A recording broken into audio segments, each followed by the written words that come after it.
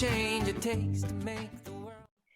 Hi there, I'm Cary Ellis, author of 21st Century Superhuman, and today we have an exciting 21st Century Superhuman show with a couple of ladies who are wonderful guests who are both very involved in bringing forward tools of the Keshe plasma technology. Ladies, I'm so excited to have you here. And we have Whitney from... I'm currently in Phillipsburg, Montana. So I'm originally from Missoula. I'm kind of going around my whole area and sharing the knowledge. Awesome. I lived in Northwest Montana years ago, Trout Creek, Troy Libby area. Used to tree plant for the Forest Service, and I lived in a teepee up there. It was really fun. Wow. In summers, yeah. In summers, that's good. But my favorite state, I love it. One of my favorite states. I also like Pinedale, Wyoming, where the headwaters of the Green River are. Have you ever been up there? Wow. Green River Lake. Oh, so pretty. In the Wind River Range. Mm-hmm. And Heather, I know you're really active in the golden age of GANS and different places. Go ahead and introduce yourself. Yes, well, my current residence is in the middle of the forest, somewhere south of Tacoma, Washington State, northwest corner of the U.S. And why don't you each just share really quick with our listeners how you got involved in this and what it was that activated you about the Keshe technology when you started hearing it? Whoever would like to go first, jump in. Go ahead, Heather. Okay. I think I heard of him maybe 5-6 years ago and, checked in on the website and really resonated with what he was doing. Some of the teachers I was listening to at the time were saying, hey, listen to this guy, he's doing great things. And that's amazing, 5 or 6 years ago.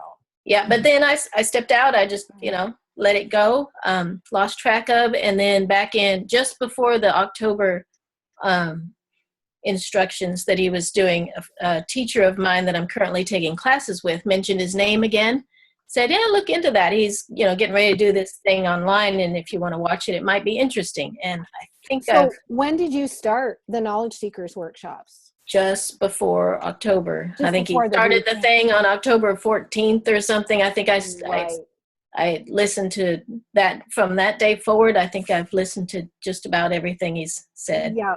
So, yeah. And how about you, Whitney? Oh gosh, I think I was born into it. My grandfather was an inventor up in Kalispell, Montana. And he developed, I remember sitting in the coffee shop, like a 4B's Denny's restaurant with him, and him telling me that he was worried about the oil companies and things like that. He developed a gyroscope based generator that did output more than input. But when he passed away, all of that went away and I was gone. And so I think it kind of came back, but it's been a theme in my life.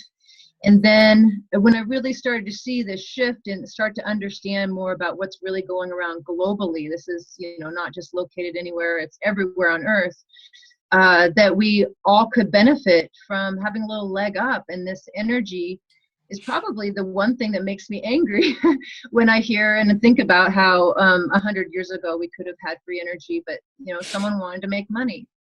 So that's I'm hoping that we are going to shift that, and that's why I'm involved in it. But Keshe, I was looking at building quantum energy generators this summer, and participated with that in Morocco a couple of years ago, and had costed out everything to start a workshop, but then was with some friends in North Carolina on the 26th, and we all watched the first blueprint week together and started working with some of the materials. And then I came back to Montana, and I've been studying with it full time ever since.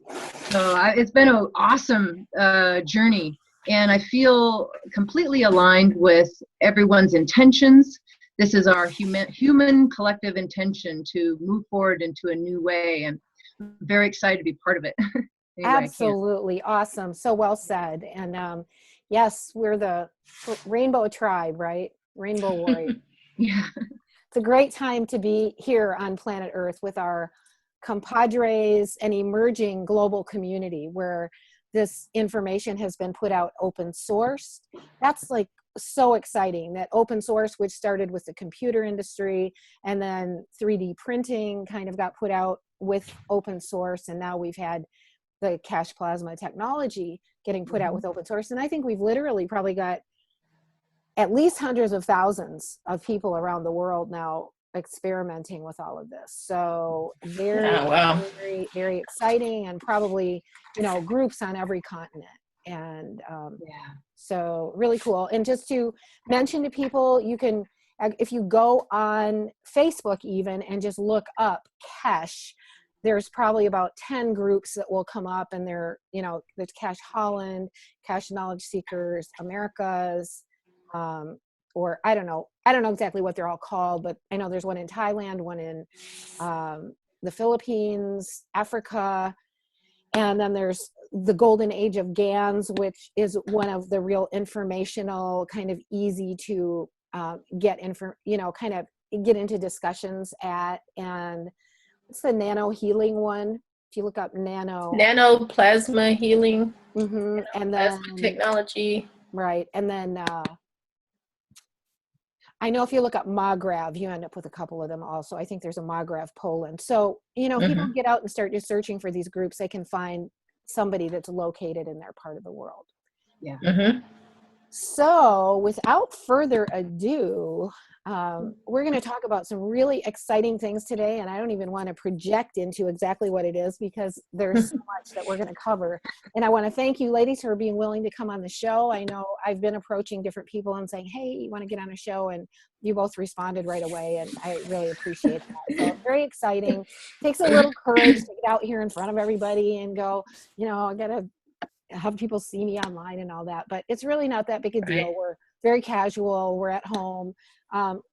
Heather, you're sitting right in your workshop, right? Yes, exactly. Right now, the bed is taken up with all of the little sample plasma GANS water packs that we're getting ready to send out to a group of friends. And then this is the little area where we're putting together all the life cups and putting the water in the double walled cups. And great. Yeah, we're going to jump right in and talk about that. We're going to look at your slides, and then we'll do Whitney's second. Whitney, you sent us a ton of like amazingly great stuff. Yeah. But let's go into the Cup of Life. It's a very practical tool. And I think before we go to screen sharing, let me just show mine. I have a jar here of GANS. It's got some GANS in the bottom of it. It's been well washed and rinsed. And I actually was using a spoonful out of here in the morning, just the water and not the white part, and putting it into a bigger jar of water and drinking it. And actually I've had some really interesting, what I consider very good results. My sense of taste just really brightened up. I feel like I'm maybe detoxing some, you know, substances out of my body that needed to go. And I'm seeing a lot of you know, skin changes, some really good things. So, and then go ahead. Were you going to say something, Heather? Oh, no, I was saying that's kind of the feedback that I'm getting from people that have just started to play with the toys that we were sending out, right? But they're saying some of the things that you're saying there. And really, I don't know if Mr. Keshe is really recommending a lot that we use this internally. So it's kind of, there's some of us that are experimenting with it, and you wouldn't want to do it with the other kinds of GANS. This is a CO2 GANS. But that's a whole nother subject that we're not really going to go into too far. If you guys have comments, fine. And then this is the Cup of Life. I'll just show mine. And I know, Heather, I think you have one in your hand, but I basically drilled a hole in the bottom of it, filled it with GANS water. It's a double-walled cup that I got at the thrift store. And then took a hot glue gun and sealed that hole up. And then every day we set filtered water in it and let it get potentized by the GANS, and then we drink that. So that's really a prescribed way to get the energy of the GANS into your system. Very simple. Right. Go ahead, Heather. That's how I was having my friends do it with the cup, because I was trying to figure out, how do I send this to people, right? Because you don't really want to send them a bunch of water that's heavy and costs money, and who knows if it would blow up if it was going across the country. Right. So that's what we've done. I mean. Oh, nice. So you're making the cup, you're cutting the hole. So this is the kit. Okay, so yeah, so instead of drilling, and just came up as you were thinking, instead of drilling, what I do is I heat a small screwdriver, like the Phillips head, you know, the real pointy one, or a hole starter, and then it goes real easy through there. So you don't have to drill and chance fracturing it, breaking it. Brilliant. Yeah, real easy. You just right in there. You just are mindful of where it goes to make sure it gets like in between the layers, right? Right. And then we found kind of a cute way of packaging all this. See, they get the little vial of GANS, they get the little Nice. swirly straw so that they can drink the air, the plasma charged air, right? Nice. And then it's a little gifty bag. Just they're fun. I like doing So you're stuff like this. literally putting the GANS itself in there as opposed to the GANS water. Well, I've given them instructions that they can do it either way. The people that I'm sending this to are very, I guess a way to categorize, very multidimensionally aware beings, Right. and they are perfectly capable of discerning that of themselves. Right. You know, they communicate with this and say, you know, what does my body need and what's the Nice. formula? Nice. So we're still putting together, you know, some general guidelines for folks, and that's part of the reason for doing the send out. It's like, give me some feedback here so we know what This to is tell people. awesome. It's great that So- you're doing this. This is a little bubble container, you know, the wedding bubbles. Yep. They work really well for the GANs, and they have a cute shape. Nice. Is the hex gone? So I'll put like I put, you know, like a full few actual milliliters of the GANs in here, and I Great. send it to them with distilled water. And I've given that information to them that, you know, the newest information that we can just use the water. We don't necessarily need to use the GANs. Right. Like they can keep this kind of like the concept of the mother, you Right. know, for vinegar or for kefir or for whatever. You keep the GANs in there as the charging mechanism for Perfect. the water. So they So they seems- have their own little jar of GANs, Yeah. and they can keep So- adding water to it and changing it and charging it. So what? And it comes with a little syringe. Found those, Nice. right? So they, it was fun. Good So girl. you know, they put just the water in Right. here. Is kind of what they're doing now, and then they do like you were saying, and just, you know, put the water in there. Of course, you have to turn it upside down, right? And then they inject the water in there, and then close it with the glue. I Right. put a little gel super glue in the kit so that they have a way of closing it if they don't have a hot glue gun, right? Good girl. Isn't that fun? That is awesome. And then there's that instruction sheet. I don't know if you wanted to show that now or just kind of Yes, put I it can there do in that. the Let me file do that. for later. Let me go screen sharing here. Mm-hmm. This is really cool. Let me just you full screen. Oh, that's for the patches. We'll do them in a Oh. second. No, yeah. Let's look at your slides. I'm sorry. I'm jumping ahead here. No, that's okay. We'll view this full. So that's kind of how they turned out, is like a little kit. And then we did a Zoom meeting the other day with my friends, like a, you know, a box opening meeting like they do on YouTube. Here's the box opening, you pull this out, and then we kind of played with it together so that they have an idea of how to put all that together. Very good. And are you selling those? No, You're I have putting another them job in. that I intend to keep for the moment. Aw. Yeah, I'm not sure where this is going. I know that I'm feeling an impetus to get it out. And so one of the things you're doing is kind of getting feedback from people, right? Yeah, That's this is, to me, this is research, right? And I love research. I got my little part of my brain just really loves this. So right now it's just like, okay, let's get this out to a group of friends. We'll have a discussion amongst each other to begin with. You know, what is the Nice. feedback? What are you feeling or not feeling? Right. What is it for? What is it not for? What are the different ways we can economically allow other people to benefit from it, right? Right. And you're in the medical community. Yeah, I'm a physical therapist. Mhm. It's my traditional medical license to touch type Nice. of a thing. Right. Yeah, so health is definitely top on my list. Oh, look how that works. That's great. Yeah.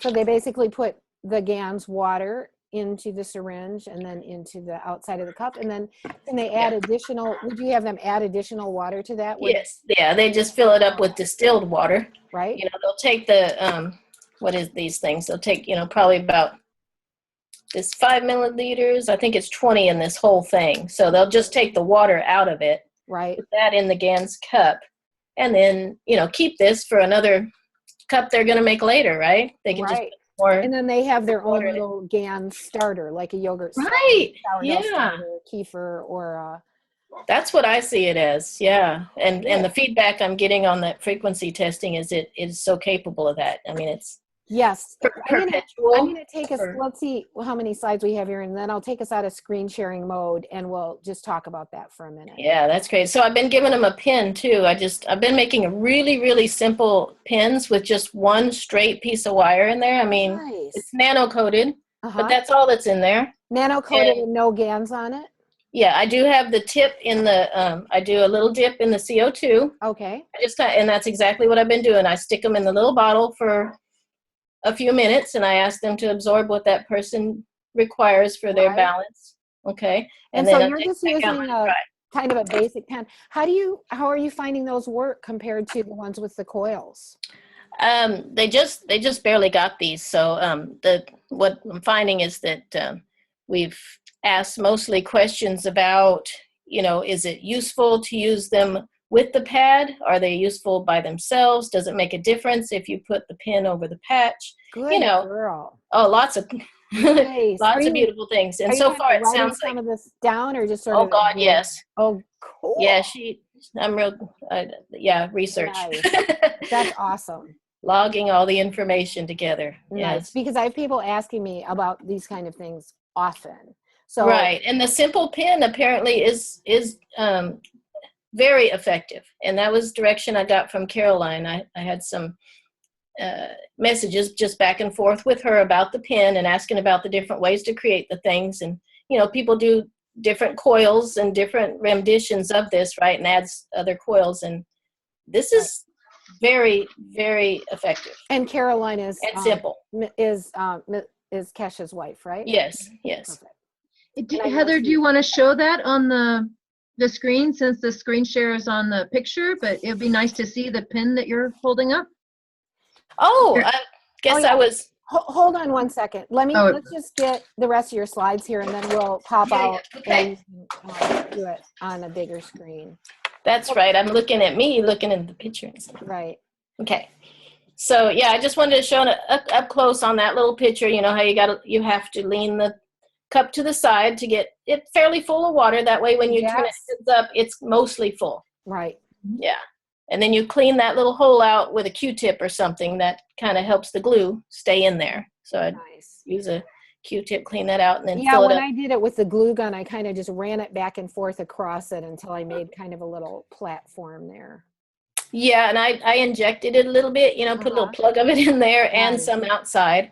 That gel took almost 24 hours to dry, I guess, because of the moisture inside. So not the best option, but it's there if someone needs it. Right. And the hot glue gun was really fast drying. Yes. If somebody was making their own. You can just go use it right after you make it. Exactly. Yeah. What about putting the hole up on the top part of the cup? There's not enough room for me to get something in there to melt a hole. I would end up going through both. That was my experience too. It just seemed like trying to go through the top, there wasn't really a place you could do it without ending up going through both of them. Right. Mm-hmm. And I did mine right on the bottom. I didn't know, because that seemed the biggest place I could go through, but I could have gone from the side if I'd used something hot like you did. It melts right on through. And I actually used pretty concentrated GANS water in here. And then some of them we've put a lot, before we knew that we could mostly use the water, we were putting a lot of GANS in there. Right. And we also put some crystal shards in here as well. Yeah, why not? And you could put essential oils, whatever you want to kind of amplify, I would think.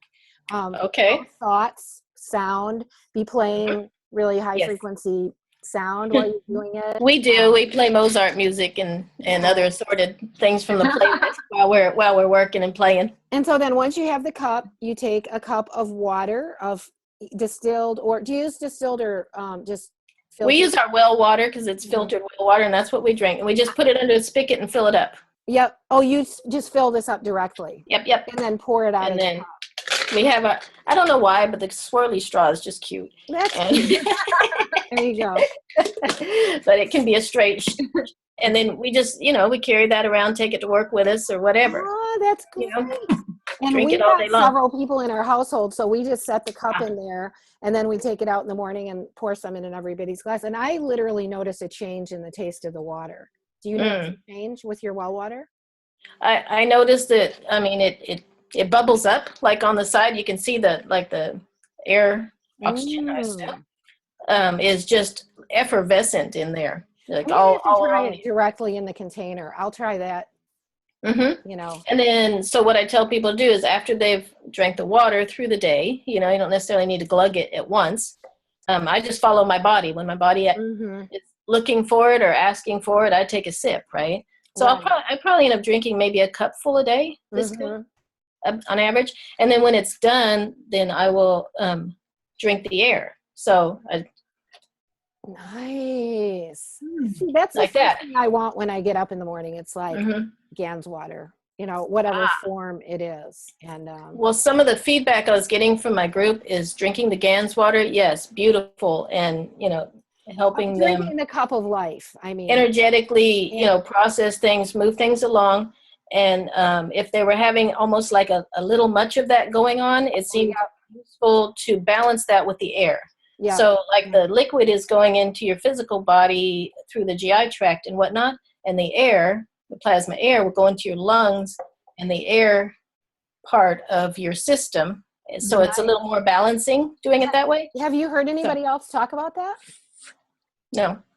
I heard them talk about when they did the tube, they can balance the pH level to actually breathe through that tube. So I guess, that. Keshe was talking about how they were creating, with like for people that breathe through an oxygen. Right. Tube, I do remember that show actually. Now that GANS around it. Yeah. That teaching session. So Heather, you had a little bit of information on the testing that's been done. Do you want to share? Oh my gosh. Yeah, and open that Pandora's box while we're here. I don't know. Should we wait? Should we go through some? Let me maybe show the patches too, because the information go ahead. Show us some.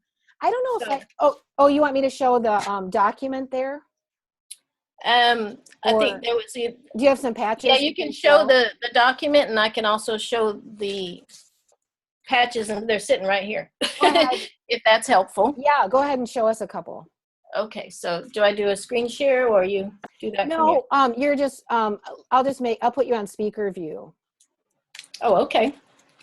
This is the other thing that went in our little research pack. Let's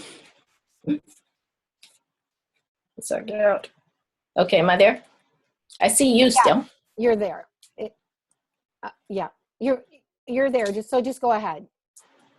Okay, you can see what I'm showing on there? Because I can't. I see you. Oh, okay. Because you must have it on speaker view. If you go into your upper right and click. Well, it's fine with me. Just making sure it's doing it correctly. So on this one, we've been sending this as a sample pack of the GANS patches, right? So they pull it out. They're little purrs, and it's got an assortment of the GANS patches. So it's got 2 CO2 patches, so they have it for the sandwich, that's the bread, right? And then they have a CH3 patch, ocean GANS, which, oh my gosh, they love. We'll talk about that again. And, the copper one, and I also have an amino acid patch. So, and then over here, I'm in the process of making the fruit and veggie GANS patches. Wow. So that's what's in their little patch. Tell us how you, if you're only seeing me, you should be seeing all 3 of us. So if you go into the upper right and you click. I see the 3 of you up there. I don't see. No, if you click in the upper right and click on gallery view, then you'll see all 3 of us. Okay, beautiful. And, but I did click it to you, but it's hard to have a conversation when you're the only one up there because then it bounces back between us. But, okay. And then also there's 2 of the nano pins in their little packet. One is just a straight pin inside. You can see the little nano coated wire in there, just in, a dollar store pin. And the other one we did the same, and it had a hole in the top that we had to put glue in. So we thought it'd be kind of fun just to put like amethyst and quartz pieces in there. So, just as an added effect. So that's the little. That is awesome. I want you for my best friend. Yeah. Sending out these little packets. It's so cool. Go ahead, Whitney. Is that pen with any GANS on it, or is it just nano coated? They've all been dipped in the CO2 GANS. So that they have a little on the tip. So you're actually doing sealed packets. Yeah. The way I have the room set up, you can see the darn thing. Here it is. Yeah, It's that's kind a food saver. yeah, look And, at you know, and you push the little button and you put the little rolled. Let's see if I have one close by. Yeah, they either come in rolls or they come in, you know, different sizes of the plastic. And it's for putting your, you know, meat or your veggies in. Right. So you can cut it to the size that you want it. That is amazing. And Brilliant idea. And I've done videos on it, kind of talking about ways to and not to, and which ones work better and how to. So great. Go into all that. So what I'd like to do is get some of the links to those videos from you, and we'll put them under this video so people can find more information that you've been sharing. Because it's my YouTube channel now. And so tell us a little bit about the seawater GANS, and tell us a little bit about the fruit and vegetable GANS. Yeah. Okay. Because you have the copper, the CO2, and the iron. And those are, we've talked about those in other shows, but let's talk about these. Yes, this is the ocean GANS. And before I went to the retreat that was with these girls, they're my soul sisters, I wasn't real sure about the ocean GANS, if we should even be, you know, giving it to people, if we should even be playing with it. I know Keshe has some definite things to say about that. So I thought, well, let me just, you know, hand it with these other things, and what do you feel, right? How are you making the ocean GANS? Okay, we can do that. I have a video on that too. Isn't that funny? But what we've done, you know, as we go along and we figure something out and we're going to make the next batch, we just, okay, you hold the camera, I'll talk about it. And that way when someone asks, it's like, here's the video. So ocean GANS is the easiest to make. And so what's in there? That is the ocean. I do have the video, right? I told you so. If you want, I'd be glad to explain it here, or we can refer a really quick explanation, and then we'll fast and easy compared to the other GANs. So to 1 gallon of ocean water, we put, I believe it was 1 to 2 teaspoons of the caustic crystals in very hot water, and that, you know what it does, it boils like crazy. Right. And then you pour that into the container that has the gallon of the seawater. And you know what happens within a few minutes? Boom, it starts making this GANS. Wow. And it starts being very more, he uses that word, homogeneous, around like milky, and then overnight it settles down to the bottom. And that's what you have out of a gallon of seawater. Interesting. It's really similar to how Ormus. Cool stuff. Yeah. I don't know Ormus. That's another whole subject for me. But and everybody will probably say, no, you know, plasma is different than Ormus. So, but anyway. Yeah, but these ladies, they love the ocean GANS. They're so attracted to it. You know, I was at a weekend conference and I wasn't going to bring this stuff with me. I was going to leave it. Why is it blue? Did you add?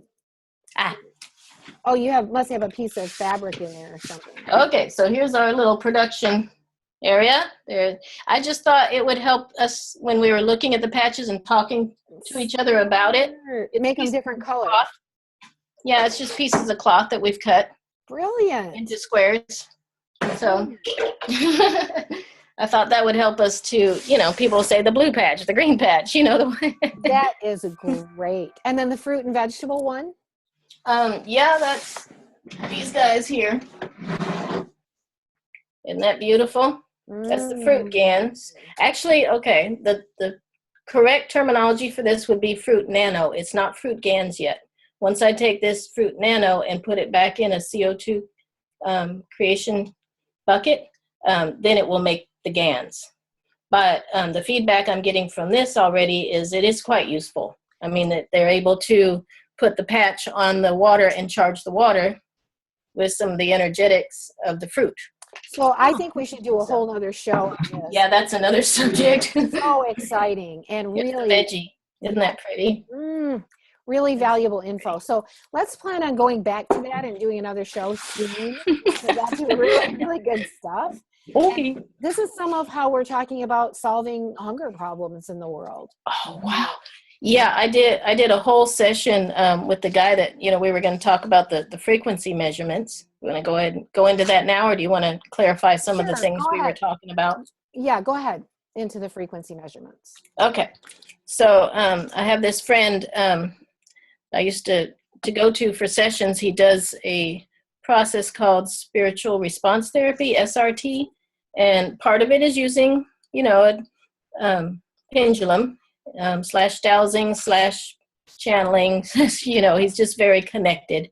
And I wanted to get his input first on Keshe and this technology. My main screening session, my main screening question was, is this something that is going in the expanding direction for humanity, right? We're creating things that are uplifting humanity, that are supporting people. It's not taking them, down that other road, Atlantis Road or something, And he confirmed for me that I felt from a very benevolent source, from a being with very high vibration and heart-centered consciousness that is really here to support humanity in this planet, and has done that in many other spaces and places too. So that's beautiful. Let me tell you a secret that I haven't. I don't know if I've said this a couple of times now, I think on shows, but after I interviewed Mr. Keshe, maybe it was a month or so ago, maybe 4 or 5 weeks ago, I literally could not stay awake later that afternoon. And I have these really interesting lucid dreams anyway, or dreams that are in other dimensions. And I say I get sucked out of my body sometimes. And I just completely went out, and I was instantly in a place that was brighter than where I am right now. And in front of me was a whiteboard. I was sitting in a chair, just like I'm sitting right now. And in front of me was a whiteboard with all these formulas on it. And next to it was standing an ET with a pointer, and he was pointing at the different formulas. Over the top of this whiteboard was coming this wave of love, and it was just engulfing me. And I was sitting there going, I'm getting chills just even as I'm telling you about it. I just sat there and I don't want to go anywhere else. I just want to be here. Wow. We have this love flowing over me. So that really syncs. It's a synchron, it really correlates with what you're saying, your friend said. And I believe the galactic level that this information is coming in through is from that really high, pure love level. And it's it is. And he actually, with this testing method, he brings it down to numbers and hertz, as far as a frequency level for different things. So I can do a little quickie on that. Yeah, go ahead. Because that just, wow. So on this scale, regular, what would maybe be considered a regular 3D person on their path in that direction, but not necessarily moving up in consciousness, they would fall around the 3,000 to 6,000 range in hertz, the frequency level hertz, HZ. So 3,000 to 6,000 for, collective consciousness. And on the other end of the scale, a being such as, was a Christ or ascended master type of a being would fall in the range of around 28,000 hertz. So that gives you kind of that range in between, and the light worker folks, the people that are on a path of expansion, they fall somewhere in between there, right?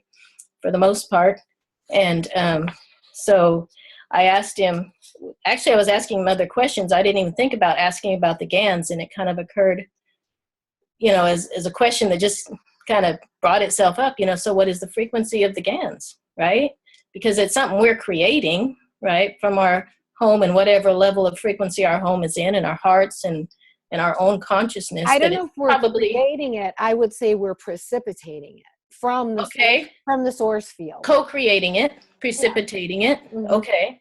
From this field of allowing creation, it to be expressed here. This field of creation is continually flowing, and we're just learning to access it in a more visible way, is what I would say. Yes, and it's amazing the the level, and it's so for the, just a little reminder, regular society 3,000 to 7,000, Christed consciousness, fully aware being 28,000. So where does the GANS fall in that? The CO2 GANS is 26,700. It's like I have a hard time saying it. 26,700 hertz. That's huge. That's Wow. huge. What kind of GANs was he focusing on? That is this patch, because I sent them to him. Here we go. He actually has the patches in front of him. So that is this patch, CO2 GANs. This particular patch has like 1 ml of CO2 GANs and 4 mLs of water. What is your picture on there? Oh, I just put all kinds of different cute pictures that I found because they're different. They're different for each one. So that was him testing this patch, okay? 26,700. The same for the CH3, same number, okay? Oh, and then for the copper oxide, it was 700 more than that. It was 26,770. Interesting. Yeah, and the ocean GANs was just slightly lower, 25,700. And he said, yes, that is because there are possibly some impurities in the ocean water, like Keshe's speaking of, because I've had a lot of talks to both of them about this subject with the ocean GANs. However, the frequency is so high in this that, the feedback I'm getting from my friends that utilize it and play with it, I've only had, happy feedback from it, that it's supporting them in all kinds of different ways.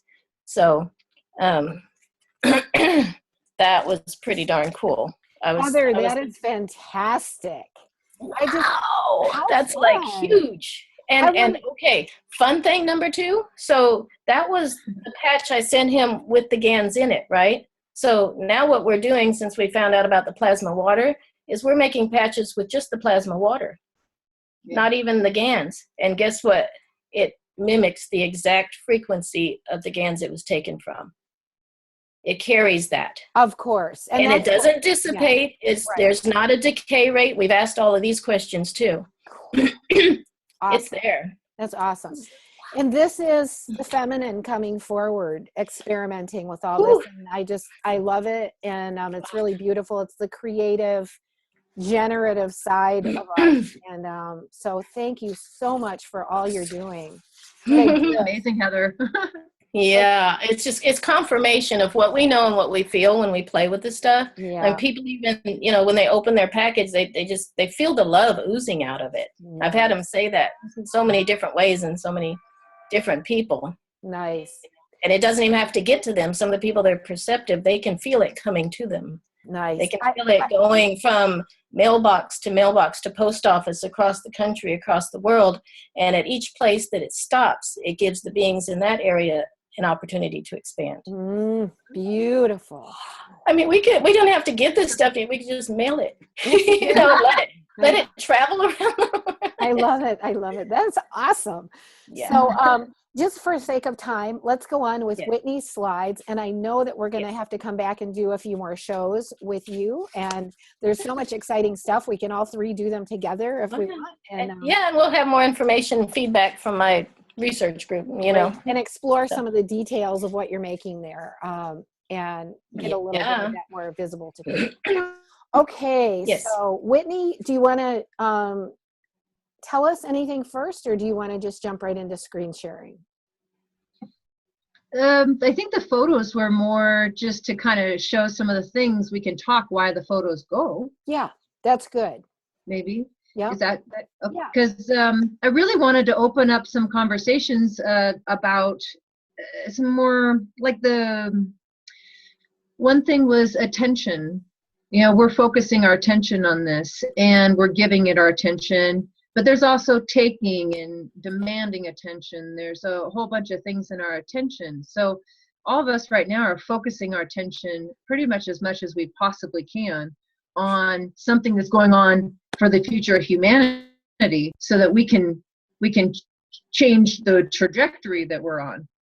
And so I wanted to talk a little bit about that, focusing attention, but there's other things, so I didn't really have anything planned. Well, you know what? I know you're doing some really exciting things. So I know you have the massive deal that you guys have put together up there.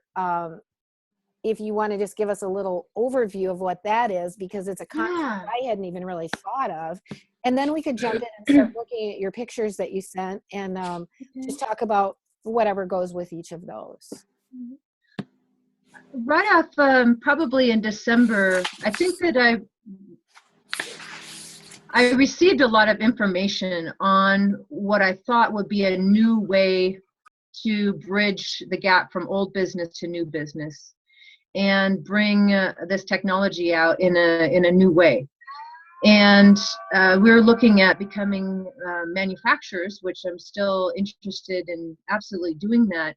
How I've been thinking about it is how do we shift, how do we create a whole entire new business setup or paradigm around this? Because really, when we're developing this technology, we're putting our heart intention into it. And we're looking at, okay, well, do we want to create another cubicle and a production line? Or I enjoyed how Mr. Keshe said that one of the manufacturing people are sitting around the table talking and hand doing it. How do we want to move forward in making this technology? And it's far more powerful when our hands have been on it and with our pure intentions have been on it. And that's why it's so powerful. So if we go into some kind of mass production, what is that going to look like? Part of also what I've been thinking about a lot is giving everyone on earth an opportunity to put their stamp on peace. So if not everyone's going to participate, but how about creating some kind of workshop where people can come and create and they can share those creations? It's not about business. Has nothing to do with business. Very cool idea. Yeah. We've been, I've been involved in alternative building over a lot of years. And, if somebody was going to build a house, one of the things they do is have a workshop and everybody would come and help build the house. Yeah. Yeah. Yeah, and that's what I want to do with these. I want to show people how to make it, not like sell it to them. I think that's so much more useful. Yeah. Well, the truth is where are you taking that, Whitney? I mean, the truth is I have people getting a hold of me all the time who want to buy something instead of having to make it themselves. But are you thinking of having workshops where people would come and they would kind of co-make it with you, or? Well, there's kind of a concept that's been coming up in my head, and I've called it many hands. Many hands for disaster relief, many hands for peace, many hands, because we all have these pictures of us making these things, and many hands have been doing all of this work. And the way I envision it doesn't seem possible right now, but I'm just going to say it. I expect them to be fully funded and that everything that comes out of the workshops is free.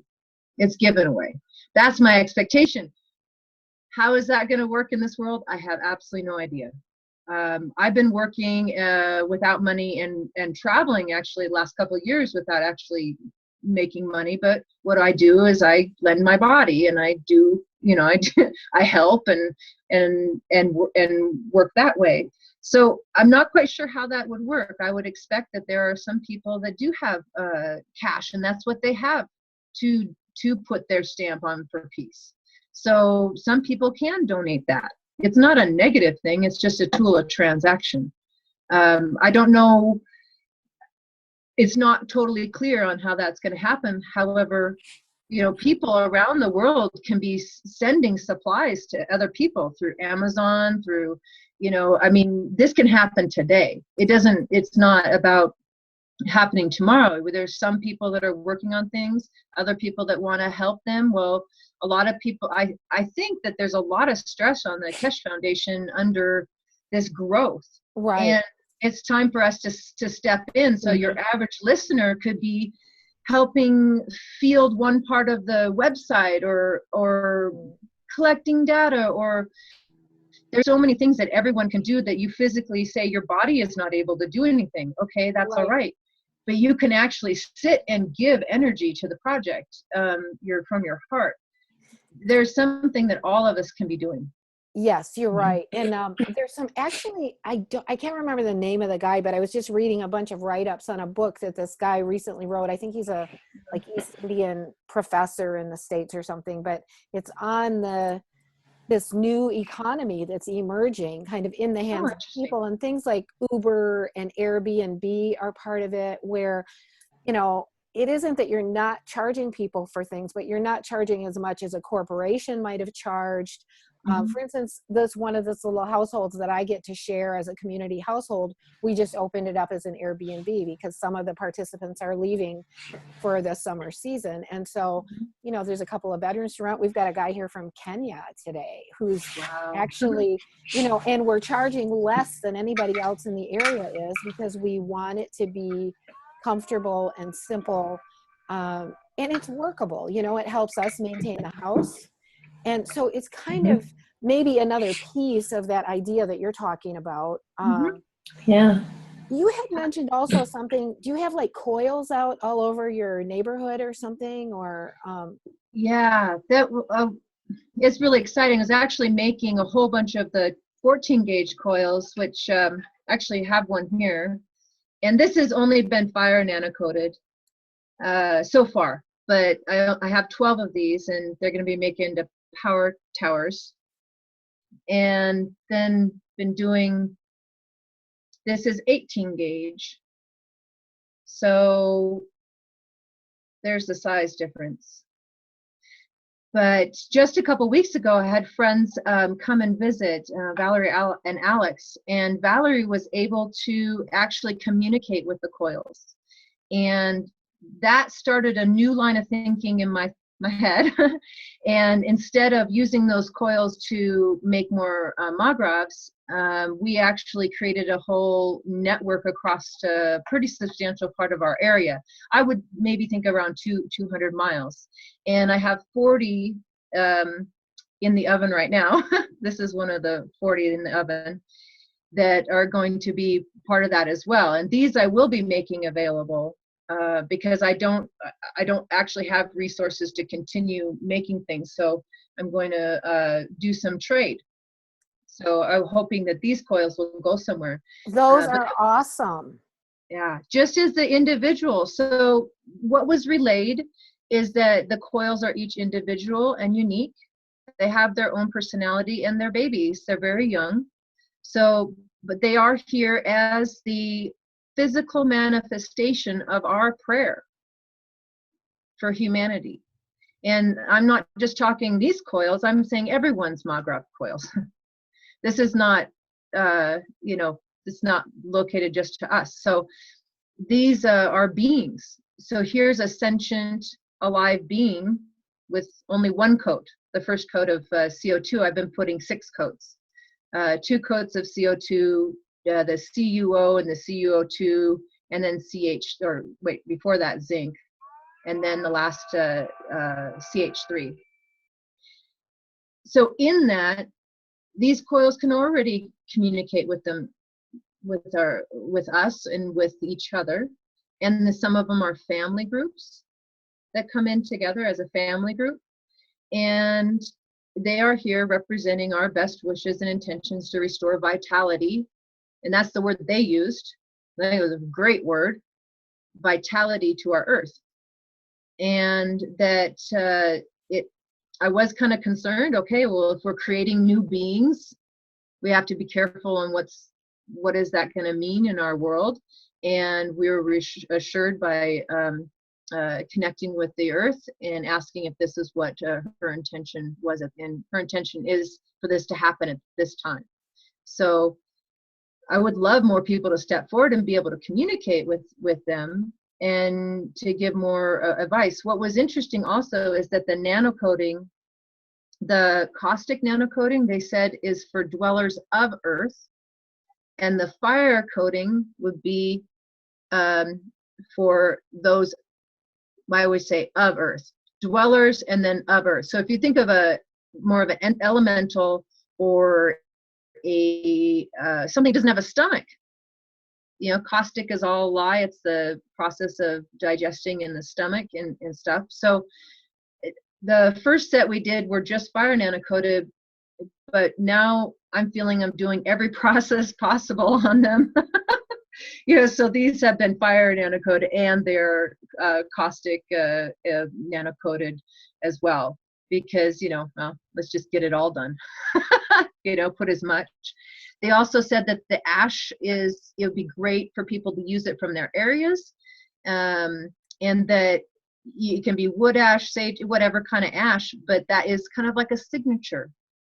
So a signature that we give to the coils, and also putting on, just like you put on coconut oil to your skin, finishing the coils with coconut oil. I just brush it on with a little paintbrush. Has been what we're doing with these here. And so what we kind of started up in is called Arlee, Montana, was the Montana Keshe Self-Power Workshop. It doesn't have a physical like daily open schedule right now, and I'm actually in a different town right now. But the concept is that to allow communities to start to put together this stuff together. And that's exactly what happened. Is such an amazing sequence of events has happened in the last 5 months. What a great model. Yeah, it's amazing because it really doesn't take that much money. You got tinfoil, you have to buy the wire. There are some things, but the list seems to be getting shorter, don't you think, of what we really need to make it? We're getting it kind of distilled down to what needs to, and sources to get the different things from. But a community together, even though they don't maybe know every aspect of it. I've had ranchers, the sewer pipe that I'm going to be using for these coils, a rancher bought, and he contributed the remaining part from his device to the group. So that's kind of what's going on, is that we're seeing people do that. We had one person in particular, Chewy, who got excited about making GANS, and from his intuition, he created a paint pen that's beautiful. And it's I think there might be one in the slides that we'll see later, but he intuited it. He also intuited we got him set up. He's the first one that started making the GANs in our area, and he'd speak to it and talk to it. And he after the fact told me, he said, and I said, you need to cure this disease and help with this disease, and really was an interactive, awesome progress. And now to see him now, he's completely been changing his life in the last several months. You can see it in his life, how his life is uplifted. And I don't think you can live in the presence of these tools without having your life change. I mean, I think they clarify us, they upscale our frequency and our resonance, and I mean, yeah. And what a beautiful, beautiful, beautiful thing that you're saying, though, where you're getting community collective going on instead of one person sitting there working away in their garage trying to do it by themselves or whatever. Mm-hmm. And you've got all these different people with different skills and different vision and essence to input. And one of the things about you dipping your coils so many times too, it's making me think of what Mr. Keshe talked about in the 1 hour session he did right at the beginning of the Dubai workshop, which was mm-hmm. to mix the ganses and put them in the ball and put it on a fan.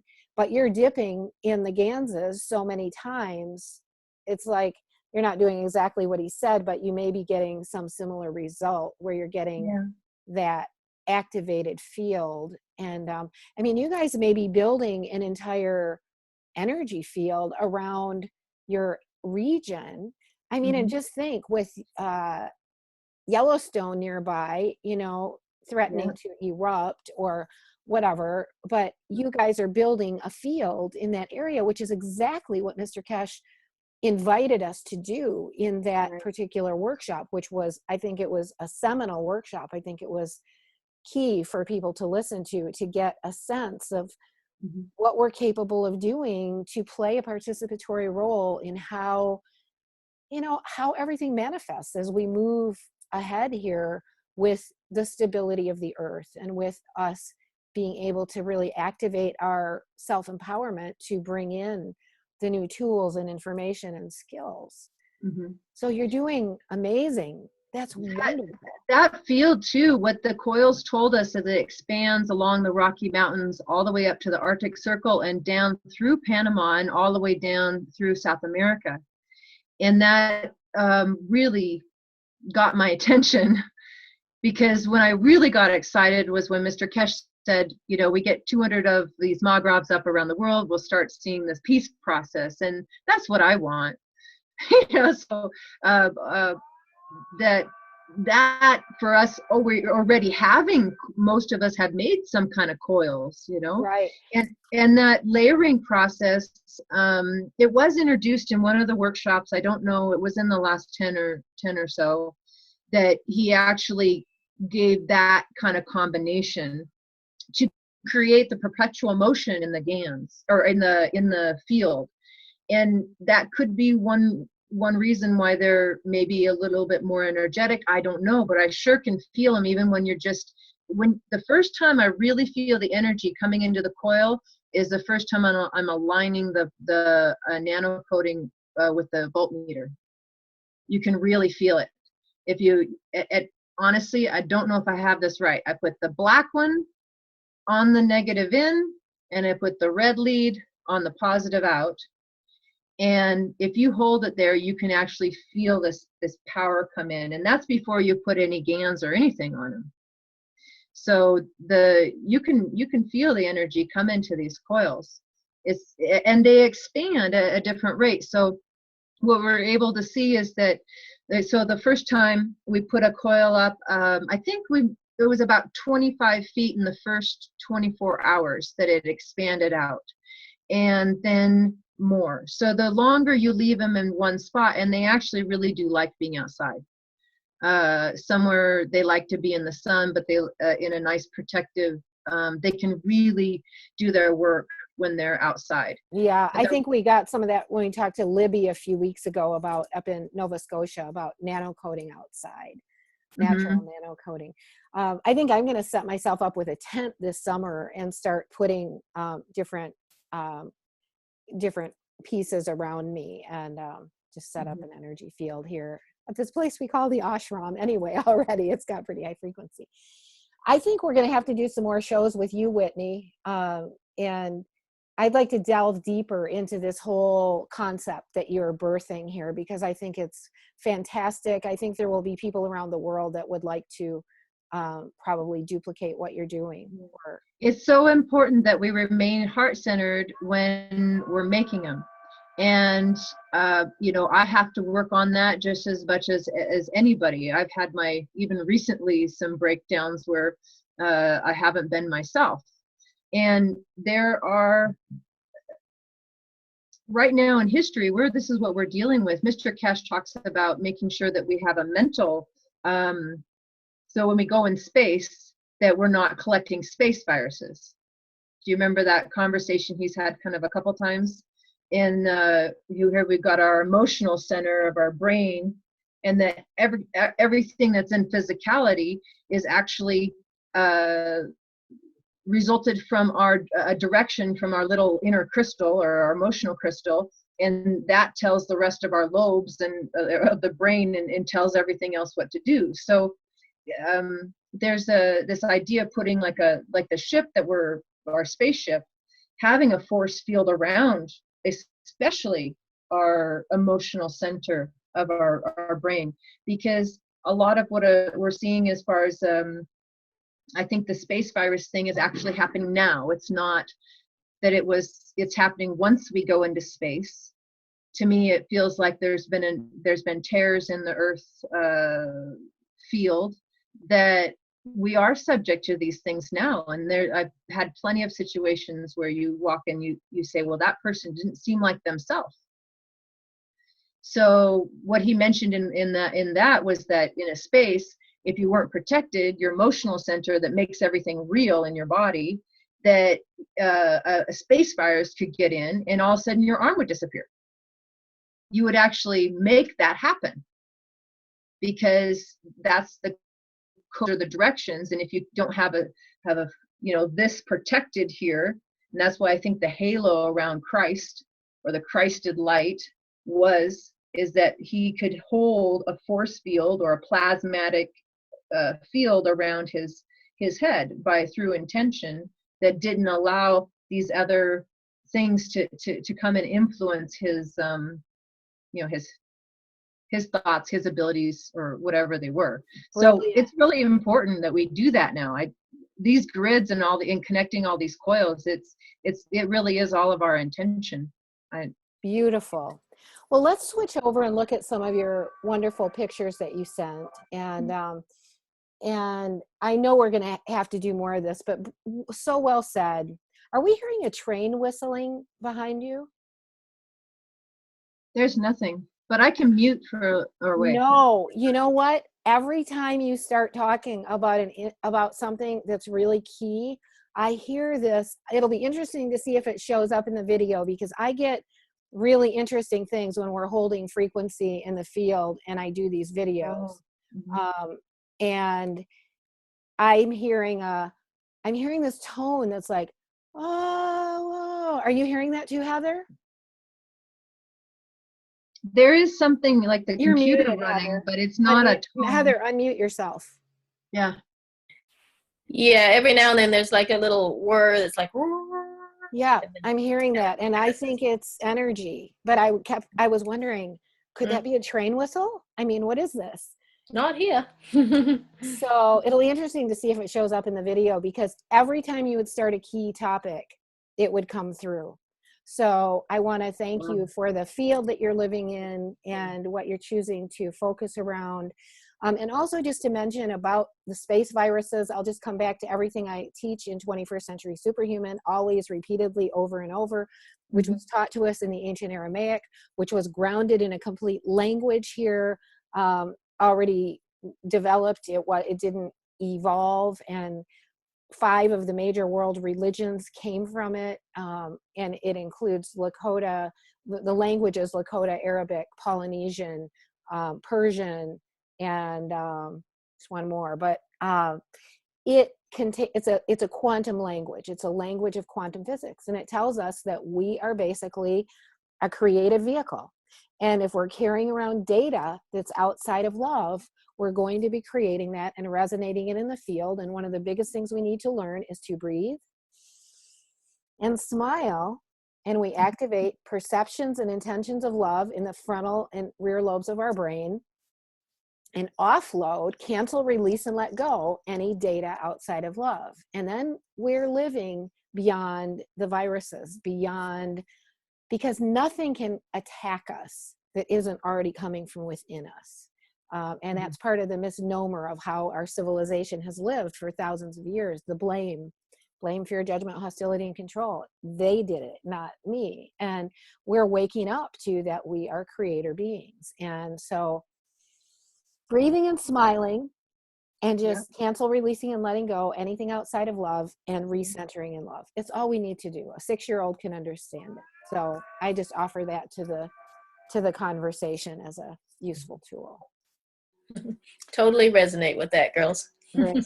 Okay, well, thank you both for just this incredible conversation.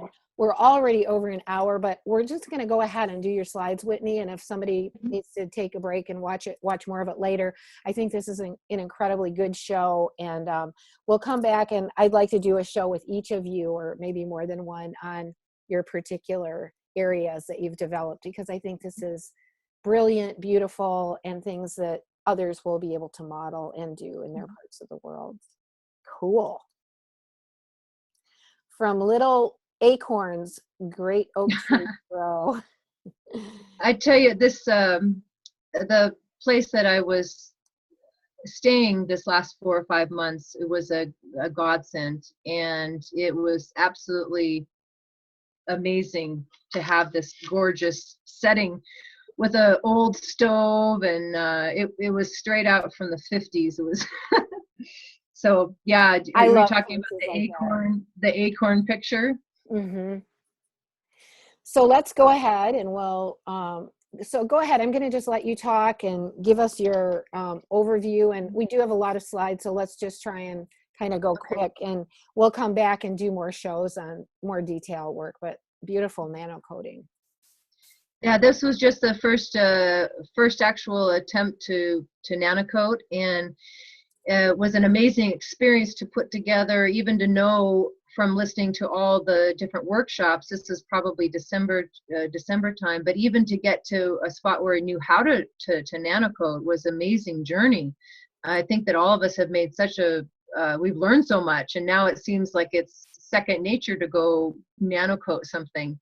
But it took a while, and I tried at first the caustic that you get with the plumbing supply. Right. But yeah, it's just nasty stuff. I mean, I didn't want anything with those chemicals in it, so started using the 100% food grade lye off of the Amazon. Really? I didn't even know there was such a thing. Yeah, it's little white. Yeah, it's actually pretty affordable. And Wow. just look on Amazon, food grade NaOH.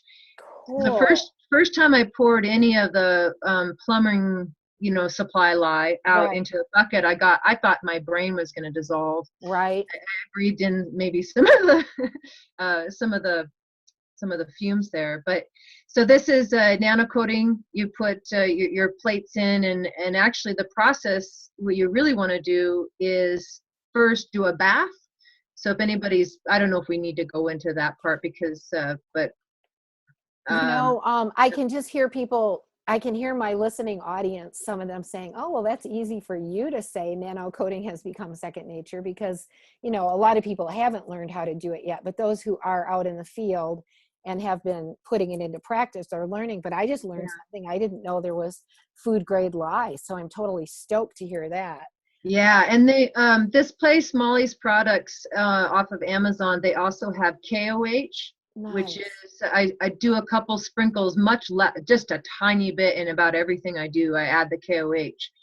In the bucket, it's helpful to have the screen raised up a little bit. They do get rusty over time if you have a screen that ends up rusting a little bit. So I've been changing that quite a bit. But the first thing you do is you actually do a bath. So you put some crystals down at the bottom, you put your stuff on top, no screen, nothing on the bottom, and just you want to make sure you get that nice boiling sound when you pour in the boiling hot water, and make sure it covers it, and you leave that for 24 hours. Right. And then the next 24-hour sets, that's when you put the screen in. You actually only have the water go up to the screen level when you're doing it. You do a steam for 2 times, and then every 6 hours. Then afterwards, you do a voltmeter. I just leave it in the bucket. It's called a drying time. Now every 6 hours is pretty tough to do. Right. And I think it's most important that you do the first one when they're wet. And what I've done is just spill some more of the caustic water over them if they get dry or something. Nice. I just take a turkey. Yeah, I think we should go ahead and do a video if you wanted to do a show on just that, on doing how you're nanocoating. Even that would be great. What is the KOH for? It's potassium sodium hydro. Yeah, it's potassium. It's one thing I picked up from one of the shows that I can't remember where. I can't remember. I also remember just picked up that you put in some pieces of aluminum foil in there as well. So I'm not quite sure where the KOH came from on that. Okay. Aren't there 12 salts of the body? Yeah, let's just go ahead. Let's go on, and because we'll get into. Yeah, you can just have the photos go. I don't want to talk on every one of them. They're more just to show. No, that's wonderful. Actually, I love what you're saying, and you're just giving me the idea. I think let's do a show on how you're doing this because it's wonderful information. So you can get going making lots of kinds of GANS. It gets really interesting and really fun. What I'm not even clear on is if the light blue CuO2 and the dark CuO2. Yep. I really don't know the difference. I've been actually calling the light blue CO2 CuO and the darker. And then just recently on one of the workshops, they said, well, in the factory, their GANS can be black because they're using like a high voltage to get it. So what is the difference? It'd be interesting for Heather with your with your friend that's doing the frequency testing to know, okay, well, does it really matter what color I'm getting in my GANs? Because there are so many different colors. Right. And John Carl Anderson might give us some input on that. And the other thing is, I know Dave in Peru is making silver GANs because he's really into colloidal silver, and the silver GANs is turning out that really light blue color. So interesting. I don't know. I mean, And some of them you put, I save all the water from the nano coating, caustic nano coating, save it in a jug, and I put a little bit in most of the GANs types. It seems like I've forgotten which ones you don't put it in there. I think it's the CuO2. And so I see you've got brass there as well, besides CO2, CH3, and CuO. Yes. You've and got, there's what's the and one there's on the coffee right? on the little one on the left is coffee. Interesting. I don't think would maybe be a good idea if we want to radiate coffee out to everyone all the time. But what's the one on the right? Titanium. Oh, nice. Wow. And what I found is, if most towns will have a local recycle center where they, like, say you take your cans or your copper to recycle or whatever, but they normally keep a bucket of the more precious metals. We got some tungsten and some titanium that way for really, really cheap. So you can go to the recycle center and dig through their bins, or ask them for the. Yeah, and you know what? It's different places. Like, I was trying to go get precious metals I was trying to go get anything, scrap stuff at the junkyard here, and they're like, "Oh, you can't have any of that anymore. It all goes to some central place." So you're lucky you're out in a more rural kind of state where it's maybe not quite as regulated. So, but yeah, I encourage people to go out and get things if you can in your area. Mm-hmm. So I've been collecting also snow water. I heard once that Mr. Keshe was saying that snow water is akin to the seawater. Nice. We've also gone and collected hot springs water, which I'm really excited after Heather described how to do the ocean GANs. I'm going to go home today and do some hot springs water GANs, just like your ocean GANs, Heather. And there's so many hot springs in the Rocky Mountains. I mean, every place. I lived in the Rockies for years, and mostly in Colorado, but I mean, I was around New Mexico, Montana, Wyoming, and there's hot springs all the way through those big mountain ranges.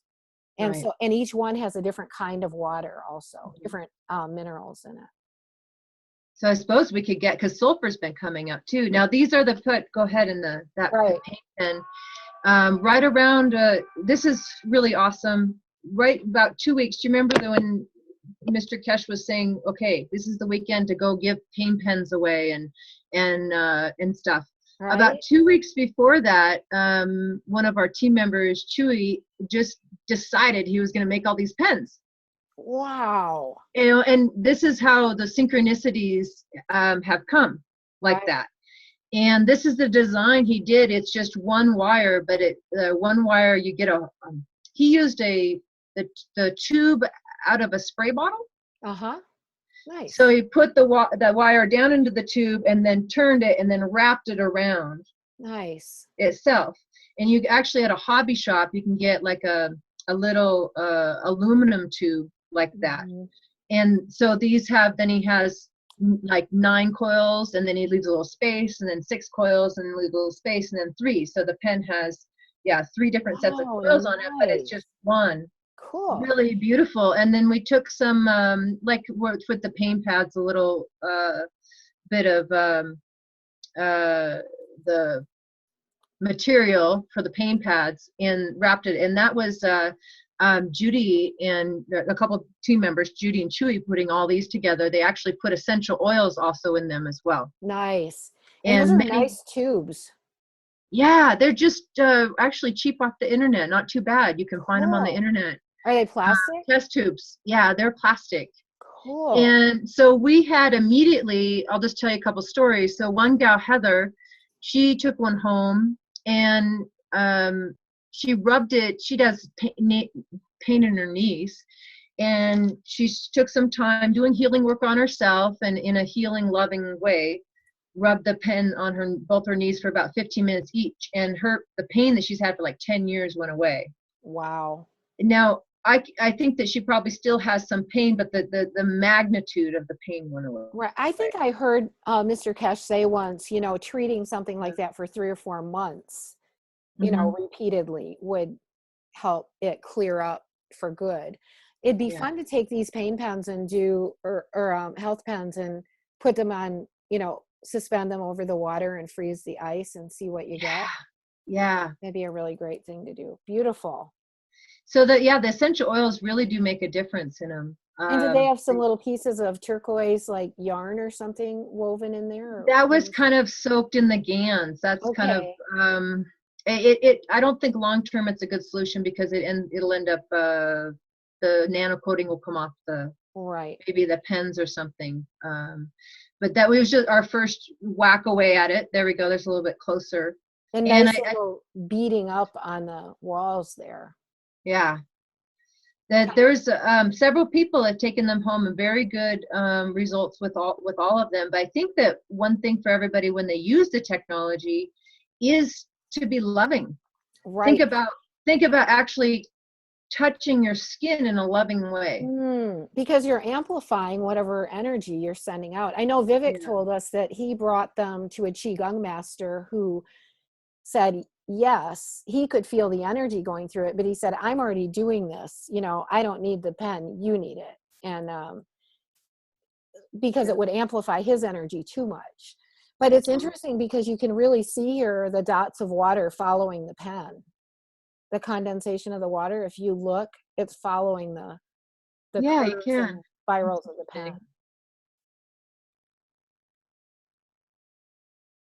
This is zinc or CO2 production. When I did a try with 2 zinc plates to see if you get zinc on one part, zinc oxide, and CO2 on the other, because the CO2 really is, from my understanding, is a little fluffier, more cotton candy-ish, a little darker off-white, and the zinc oxide is whiter.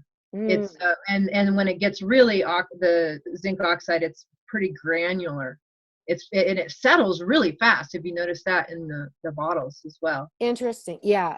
So GANS is gas in its nano state, for those who don't know yet. Oh, beautiful. So you're using the sealer as well, huh? Yes, and the sealer does matter. It would be good to get a sealer. I think Heather said she's made a video on it. Get a sealer that you can seal wherever you want. Nice. Some of the new food savers, you can't really make a tailor-made size packet very easily. So if you're going to go buy one, make sure you can actually lay the sealer down exactly where you want to cut, seal that thing.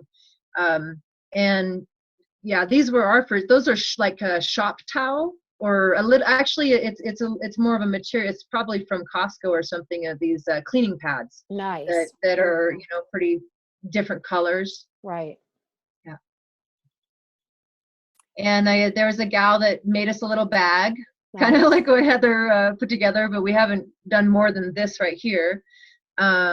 Just to make little bags, and the whole sandwich idea that she had is great on there. Nice.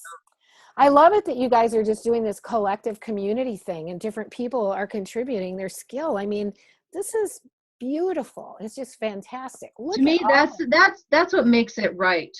When we were doing the quantum energy generator build in Morocco, there were 22 countries. Right. 70 people in 22 countries. Yeah. I was in the periphery of that, but I wasn't there. So look at all that GANS. Wouldn't you like to open up your kitchen cabinet? And there you go. There's the... Yeah, I kind of took over the food part. I can see that. But I did nickel, tungsten, titanium. I haven't really used any of those other ones. We did do a composite for Alex's vehicle where he put we took one of every kind and we put it. He's a mechanic, so he knows about vehicles, but he actually put it in every single fluid in his vehicle. So gas tank, transmission fluid, everything, radiator. Has he been noticing changes? I'm not sure about that. We need to get them on because they can actually communicate with the coils. Let's do a show on that. Oh my God. Yeah. Community collectives, here we come. I love this. Beautiful coils. Beautiful. Originally, they were made to make that delta Y configuration for an off-grid system. Nice. And then when we learned that they were communicating, all these coils are part of the network that went out to everyone. So fantastic. And everybody's having their own experience. So some people have named their coils. They're talking with them. Everybody has responded that they feel more joy in their home. Nice. And where are people putting them? I mean, you've got them spread all over. You said like a 200-mile radius. So are they putting them in their homes or on their clotheslines, or? There are a lot of people in their bedroom, above their bed, or somewhere, just somewhere where they feel led, and maybe it might want to move. Right. I'm picturing doing that. I want to start sleeping under them for sure. Yeah. So it was an interesting process of learning how to make the coils, the bar sizes. I have some specs that I put together that I've been sharing on the Golden Age of GANS and things like that. But if anybody wants that, I'll send it to them. I don't, I have. Maybe we can get a link for it, and let's get a link for it from the Golden Age of GANS and just put it under the video with a title. Okay. If that would be really probably the easiest. And then you don't have to be sending it to people. But if people want to get coils from you, were you wanting to sell them? Was that part of, or you're not really sure? I'm not putting them for sale like we're a dollar amount. Okay. I definitely do need help with more resources, and I have 40 of these sentient being coils just being processed right now. Nice. And so if there is anybody that wants to talk to me about, trading resources of any kind, even if it's, sending some copper wire or something. Perfect. So is there contact info we could put below the video for you? I'll give that to you when we're done. Perfect. Here. Okay. And so what is this bucket? This is the GANS bucket. This is doing the first caustic bath on that set of coils that was on the floor there. And so there's 18 coils in there. Wow. Beautiful. Yeah. Here is doing some little paper tabs for a Alex beads. Just showing a picture of, what you draw out to cut up the pieces of paper. I think there's more in here. If you just keep kind of going a little bit with there we go. So these are for what? These are for putting the GANS on and letting it dry and then using it in what? I think actually these were for, a capacitor. Right. So I let it dry. A lot of people roll them wet. They said dry, so I'm doing it dry. As far as that's concerned. Here's the guys in the oven. Wow. And your house is just taken over with this stuff, isn't it? Oh, it's awesome. Well, I'm not there anymore. Just as a week ago, the house sitting job was done, but really thankful to be able to be there. Yeah, house sitting jobs and community households rock. I love them.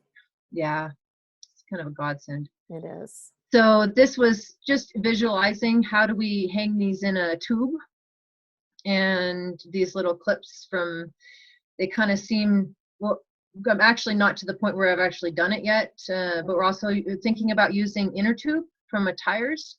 Putting up the inner tube because that's nice and expandy. And that would be for a Magrav unit, or? This is, the idea is to take a 36-inch sewer pipe tube. Right. That's 6 inches wide, and you put the units inside of there, because there was a setup for an off-grid setup that I've been working on. I haven't actually done it, but it takes 2 of these coils, a set of the Alex beads but smaller, and another set, actually 2 of those for the thing, what they called a sink that has lead GANS and 4 plasma batteries. And I've made all the stuff. I kind of got as far as I can get alone, and as in that, and right now is the time where the things are going to start coming together more. Nice.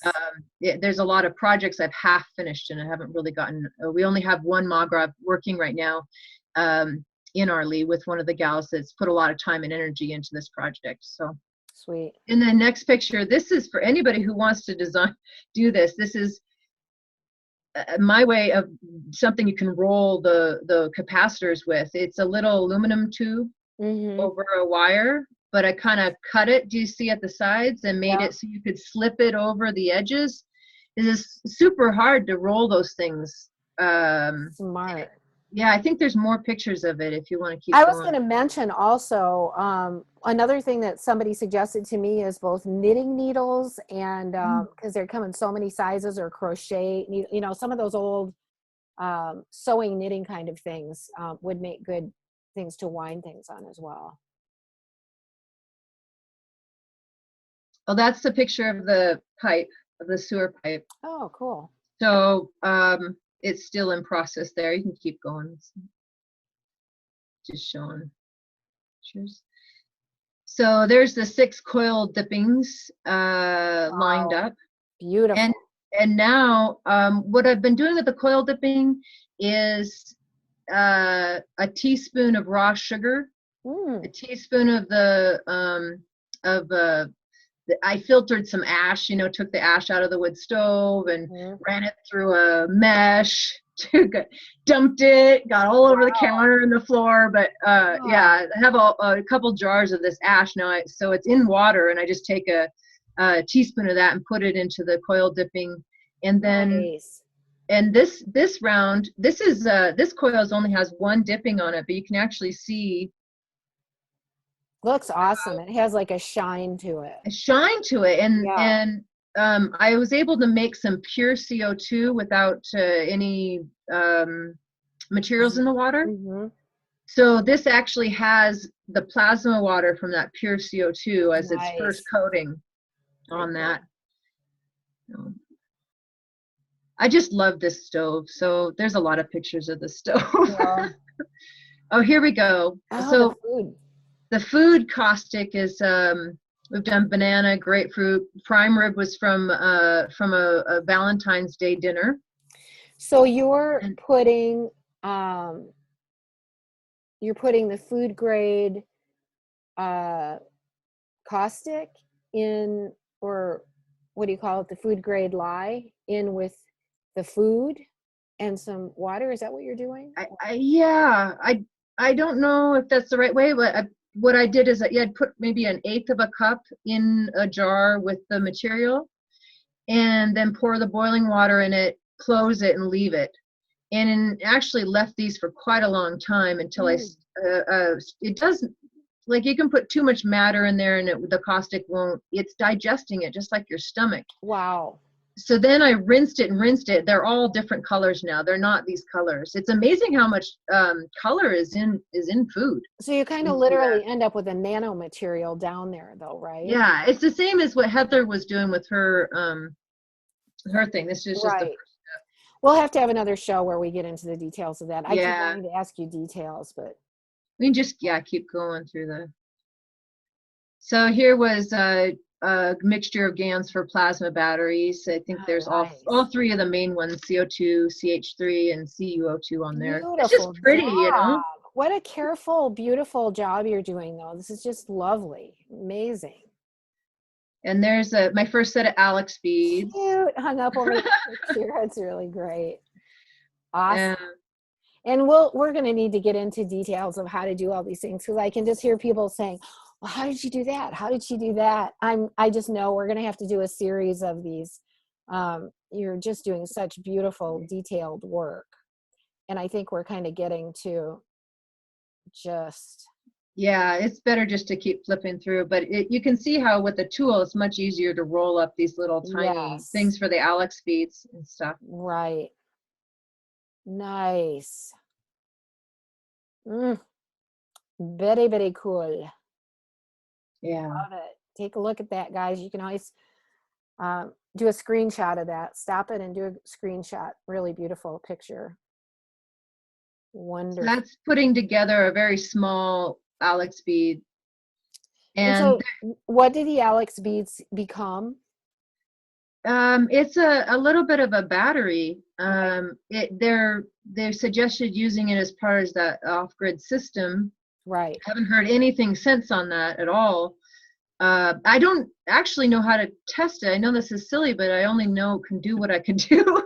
So Right. I'm not quite sure to see if it's working appropriately or not. Yeah. But it's interesting to make them, so you have to bend, really pay attention to how you bend your wire in advance, because you don't want to bend it too much after you're done with the nano coating of it. Interesting. Yeah. Nice. So just a lot of pictures like that. I found the best thing to do is find a piano wire at a hobby shop instead of a nail. Mm-hmm. A piano wire that's just a little bit bigger or the same size as your wire, but so you can make these little connections with it. Cool. There we go. That's the small one that's going to go in the tube. Nice.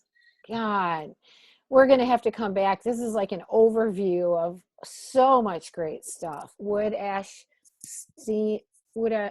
strained. Beautiful. That should last for a while. Yeah. So at first, when I started feeling the coils, I had them set up on the lamp, and I'd sit under them. Mm-hmm. And they are something amazing. So even without even having any kind of battery hooked to them, they're already a healing device. Right.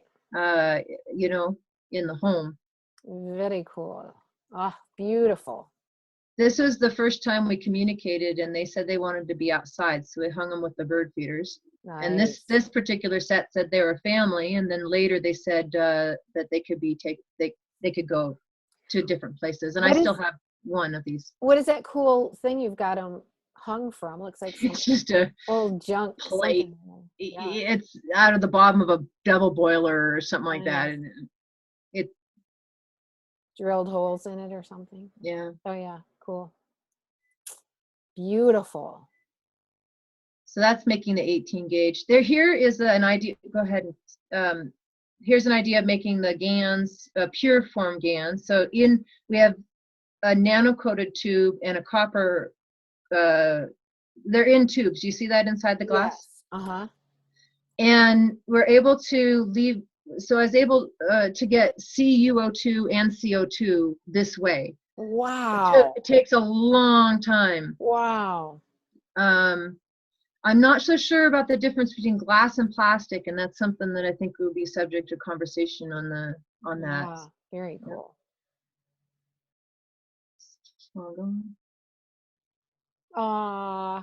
Beautiful. Makes me homesick for the West. This is the first actual Magrav we put together. So it's only been plugged in a couple weeks and didn't spark or anything.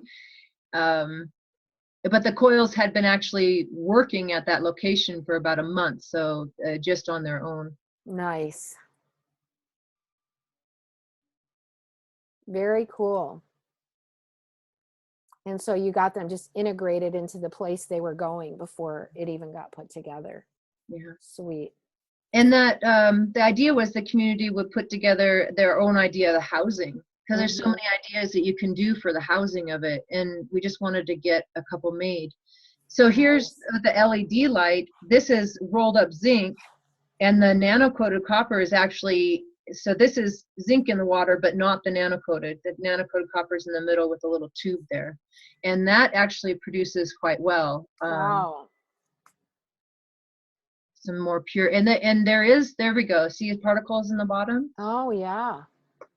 That would be CuO2, but that's a pure form. It does have a different vibration, so it'd be interesting to send some maybe to Heather and have her friend look at it, because to know if that pure state, what Mr. Keshe talks about, pure CO2 is, or pure grade. If it does feel different. I will tell you that it does feel different. Neat. Energetically.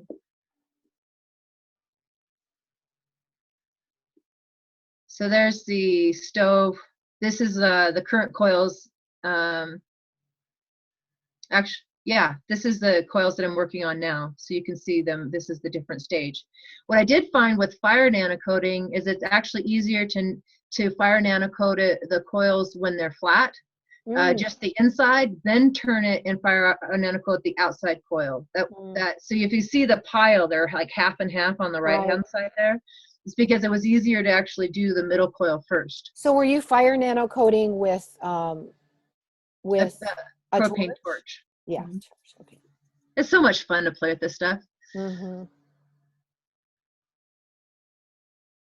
So this was a concept design for a vehicle Magrav with split capacitors. The kind of split capacitor conversation was big, and then it kind of went away. No one talked about it, but it made 6 coils with this split capacitors like that. Cool. Beautiful. It's really, this is a conversation. Here is right in town, Phillipsburg, Montana is all about mining. They have a couple places where you can pan for sapphires, and my goal is to turn this tank clear. And this water gets completely recycled back through this trough system. Nice. And so that's what I'm working on. I don't know which GANS is to use in particular. I think it may be the CuO2. I think that's what I've heard Mr. Keshe say. Yeah. Tools you need. The tools of the trade. Yeah. Here was that was the newest design of the different GANSes with a little bit of lead GANS in a round bottle. Nice. Anyway, go ahead. Oh, this is I put one in a fish pond. We just took it out. Honestly, you put what, a coil in the fish pond? One more picture further. There we go. Do you see the little? Oh, the jar. You put the jar in the fish pond. Yeah. Just close. We're working on figuring out a way to clear up that stagnant water. I mean, you can't really tell from this picture, but it doesn't have an in and out of this pond. Oh, the hills of Montana. There we go. Yeah. This pond, we want to try to see if we can get the water to clear up. There's a lot of fish in there. Right. The first version, that little cap you see kind of to the left of the big rock, the little white thing, that's where the bottle is. But I actually started getting worried about the lead GANS in the water. And it's not that we're dumping that into the water, but the energy of that GANS is going into the water. Right. You know, if the Did energy you see any changes in it that you could note, or? No, then this is actually a different one that's still sitting in a very murky bucket. It's in the hydroponics room. Right. It was just a bucket of murky, gross water, and so we're just sitting it in there to see if we can see any changes. And the gal said that she saw a trail the first day, but then it closed up again. So I don't really have any update. It's been in there about a week. Cool. About a week on that. Wow, look at all those. Aren't they pretty? You be rocking, girl. Look at that. Beautiful.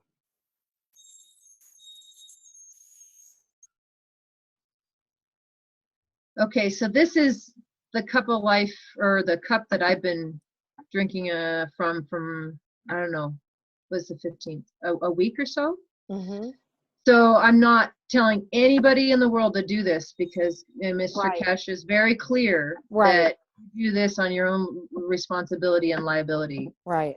But I have been drinking the water with CH3, zinc oxide, CuO2, and CHO2, and I take a teaspoon of each and put it in this crystal cup, and then fill the rest with distilled water. And I'm still alive. Feel pretty good. There's some of the food ones as they're done being processed. Wow. And so what you're going to do with those is? Like Heather said, we're going to put them into CO2 production. Right. And then they will be forever that. I do have the prime rib actually done. I tried to make a prime rib cat feeder, and I thought, what a great way. Let's make a way to feed our animals. Wow. I don't know. I don't have any confirmation of that's, being. We're going to have to get into the whole details of that in some other show, because it's really great. Oh, these are just my slides. So that's the end of yours. Yeah. And I just have these really quick little 4. This is my CO2 GANS, which I just showed you guys, and I was just taking a teaspoon and putting it in water in the morning. And as you said, you know, you do that on your own choice. There's the GANS jar. Okay. Beautiful. Oh my gosh, what a bunch of great information, ladies. Thank you. Just from myself and many other people out in the listening audience who I know are going to just be really appreciative of this stimulating conversation. And it feels like there's so much more, and yeah, it is a little bit too much to do in one day, but there's so many ways to go with the conversation. And yes, let's just make a plan and do some more shows. I think that'd be good. Many opportunities for that. Yeah. I would really like to have a conversation where we talk about. We're gonna have to let's let each person talk. We're getting some feedback, so whoever's not talking, mute. Go ahead, Whitney. Oh, I'd really like to delve into a conversation about our programming the coils with our intentions. And there's so much to put in there, but it would be really great, fun, interactive conversation, and also with anybody who wants to write in. What are these intentions that we're holding? What do we want to ask for? If these things are the living, you know, our prayer and manifestation for bringing peace to the earth. So I thought that would be a really fun conversation to have on that one, where everybody could maybe write in ideas or something. You know, it could be interactive. That's a great suggestion. And people can always write things under the video as well on YouTube or on I don't think they can on Naturally Better TV, but on YouTube they can. And they can send it, you know, put questions there, or they can post them to my Facebook. But we'll try and gather those. And yeah, let's definitely head that direction. Heather? Yeah, it sounds beautiful. So many other opportunities. And you know what I want to, I guess, make sure that I iterate to people is that we are all this. You know, we're the GANS pack. You know, our physical body is the GANS, the plasma, the nanomaterial. Our two hands are the coils. You know, we can do everything that we're talking about without these devices, but they are sure a beautiful bridge to that understanding, and they are sure holding a very clear, benevolent frequency to give people the opportunity to kind of, you know, step into that and utilize that. That's what I call them. Is a bridge. Yes. Mm-hmm. Agree. So Heather, if you would mute. For some reason, we're getting really bad, but we're getting a lot of feedback right now. I think it's because of all the energy that we've been kind of generating by talking about all this. So I just want to say thank you both so much for being here, and our listening audience for being part of this exciting journey where we are working on bringing forth our connection with the plasma field, with the energy field of creation, and learning how to manifest that in our worlds and make devices and see different ways that we can put it to work for us. Someday we won't need the tools, but for right now, they're really a fabulous bridge to our greater understanding of our existence. And so Heather and Whitney, I'm going to mute myself and let each of you say goodbye, and then I'll say a final goodbye. Okay, well, goodbye, and thank you. I'm glad to have everybody's energy and intentions towards this co-creation that we're doing.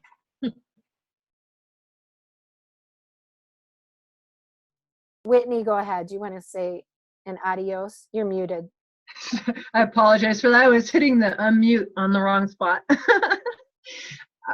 I just really want to express my gratitude to you, Cary, and you, Heather, for having a great conversation, all three of us today. And to send that gratitude to everyone who is involved in this process, no matter what part it is. You know, any positive thought put towards it is helpful. And And to Mr. Keshe for bringing this out. We are all equal human beings, and we have equal responsibility in how we're going to move into this new world together. So he's done a lot of work. Let's support him and anybody else as well. It was, we're all working in this together. So any questions that come up or anything on Facebook, I'm on the GANS site too, quite a bit, or I have a Facebook group called Montana Keshe Self-Power Workshop for that. But thank you very much for having me today. I really appreciate it. Thank you. Cool, awesome. And I'll put as many links as we can put together under the video on both YouTube, at Naturally Better TV, on the blog post. We are the ones we've been waiting for, and we are the ones who are going to carry this forward. Breathe and smile. Offload any data outside of love. Remember to align with love and listen to your heart. Follow your bliss. Live in new ways. Find ways you can do it where you are, in your community, with the people that you love. And let's be part of this growing, emerging movement that is carrying us into the next civilization, which will be grounded in love and peace and harmony, plenty for all, and honoring of all creatures and Mother Earth. So that's what we're about. That's what we're here for. You can find us at 21stcenturysuperhuman.com and naturallybetter.tv. Just look up 21st Century Superhuman. I'm Cary Ellis, author of the book of the same name, and much love to everyone out in our audience. We shall see you all soon. Lots of love, many blessings. Adios.